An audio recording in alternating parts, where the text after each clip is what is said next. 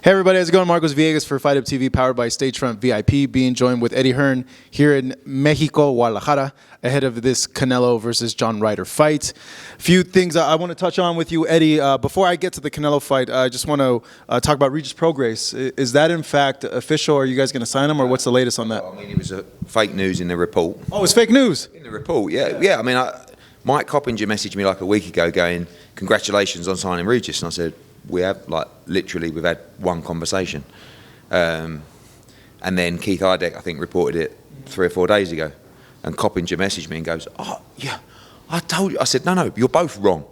We're in the race like everybody else, but absolutely nothing agreed, nothing signed. I think, like all these guys, they have a decision between, I guess you'd call it the big three. Matchroom, Top Rank and PBC. And I think we got a good shot, and we'd love to welcome him to the team, but he hasn't made a decision yet, and he definitely hasn't signed with Matchroom yet.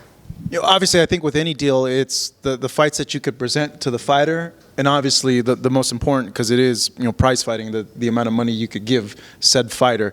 What fighters are there for Regis at 140 that you guys could deliver for him? Ryan Garcia, Devin Haney, Liam Paro. Are you alluding that Devin's going to come back? Well, I mean, he'd be a free agent after this fight, so we could definitely deliver it for him. Richardson Hitchens, Liam Paro, Stevie Spark, Valenzuela, Jack Catterall. I mean, loads of guys. I mean, I think that just because someone represents a fighter doesn't mean you can deliver them that fight. Like, Jose Ramirez is a good example. Jose Ramirez was offered the fight by the WBC to fight Regis Prograis. He chose not to take it, but he's accepted a fight for a final eliminator against Liam Paro. So doesn't mean that because Top Rank representative Regis signed that you could automatically make those fights, But I think Top Rank have some good 140 guys. We have some good 140 guys. PBC have some good 140 guys. But there's other things to consider. Money, and particularly activity. Regis Prograis would be a very important part of our US stable, and he would get outstanding attention from us, and he would be very active, and that's important to him in his career.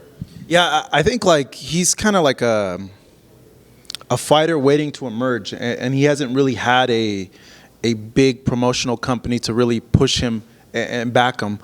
So yeah, it would be interesting to see what your guys' approach would be, but also too, if he does sign with the other companies, what their approach would be as well. Speaking of Devin Haney, last fight under contract with Top Rank. Obviously, you guys are going to want to go ahead and bring him back. But how do you see his fight with Vasyl Lomachenko? Yeah, I think he wins comfortably. When we were working with Devin, we tried to make that fight 2 years ago, 3, and it was a much tougher fight then than it is now. But I think Devin's proven himself as a fantastic talent. So is Lomachenko. But when you've had 400 amateur fights, when you've been so inactive, when you've had the big shoulder surgery, I don't see him winning many rounds against Devin Haney. I mean, I may be wrong, but Devin's very smart. He's very long. He won't be trying to, mix it up and go to war with Lomachenko. He'll try and pick his spots. He'll be in and out with speed, and I expect him to win the fight comfortably. So, okay. So, I just, not odd, but it's I think of Lomachenko, and I don't know if I'm stuck in a time machine, and I still think of him as the Loma from 3-4 years ago. Is it that apparent that he's that much older now to you and everyone else?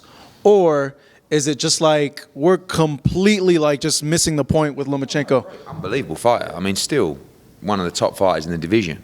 Just a little bit older, more war-torn, more injuries, not much momentum. I mean, if you look at the last couple of fights, it was obviously Lopez, he lost against Tiafimo, then the surgery, then came back. Was it Nakatani or yes? It's okay. Dealt with him quite. Yeah, but these are quite low-level guys. Look, I don't think it's a mismatch. I think Lomachenko is a pound-for-pound great fighter. I just think Devin's momentum at the moment and his speed and his skill will allow him to deal with him quite comfortably.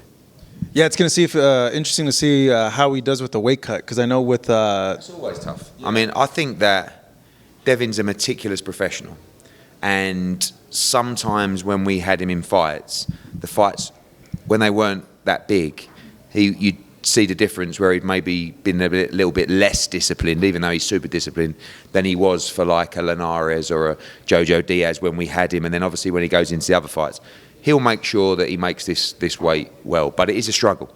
And he's been at 135 a lot longer than I expected him to be. But his value is that he's undisputed champion. If he moves to 140, he's beltless. And, you know, the one thing about Devin is, as good as he is, he's not yet broken through to obviously Tank levels and Ryan Garcia levels in terms of his popularity. But he's undisputed lightweight world champion, and he's a tremendous talent. Yeah, I know the one fight that a lot of hardcore boxing fans would want to see is him and Shakur. And, you know, Shakur's with Top Rank. If Devin becomes a free agent, or if he were to resign with you guys, would that be a difficult fight? Seeing that, like, promotional companies, like cross-promotional fights, can be a little bit difficult at times. I know you've worked with Bob in the past, but it's obviously more difficult to make a cross-promotional fight. I don't see Devin fight. Shakur Stevenson for me, you know, as fond as I am of Devin Haney, Shakur Stevenson for me, I think he's unbeatable. And I think he's a tremendous talent. He's a little bit stuck in the same, you know, bracket as not a huge draw in terms of his ability and in terms of his achievements, but he's outstanding. And I don't see anyone beating Shakur Stevenson at 135, 140. I mean, he's one of those guys like Loma that's going to get beat by moving through the divisions. Canelo, another good example. Potentially a Inoue. You know, these fantastic fighters have to move up to take bigger challenges. And I don't think Devin's going to be queuing up to fight Shakur Stevenson, because those guys grew up together. He knows that, and Devin will believe he can win, but he also knows how good Shakur is, and that is a fight that would be difficult to make, in my opinion.